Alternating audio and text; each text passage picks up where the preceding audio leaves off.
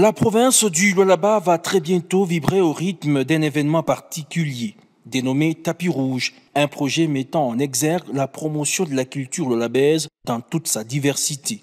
L'initiatrice de ce méga programme culturel a été reçue en audience par le vice-gouverneur du Lualaba, Clément Moufoundji Chinatka.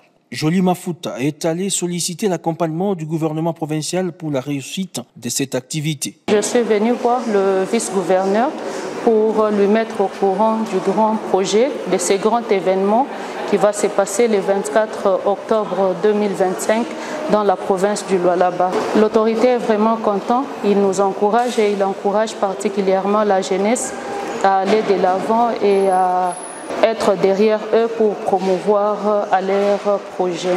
Plusieurs rivières de Colosie vont bénéficier des coûts de curage, une opération d'assainissement environnemental visant à prévenir et lutter contre les débordements des cours d'eau dans la province. Une délégation du ministère national de l'Environnement, Développement durable et Nouvelle économie du climat a échangé ce vendredi 17 octobre avec le numéro 2 de l'exécutif provincial. Parmi les accents du président en dehors de l'assainissement, il y a la question de la lutte contre les inondations. Ensemble avec les partenaires, la société Adonis Mining, arriver à curer un certain nombre de rivières au niveau de la province de Lualaba. Ça a été une bonne chose au niveau de l'autorité provinciale. Il est très ravi de voir que la province ne va aménager aucun effort.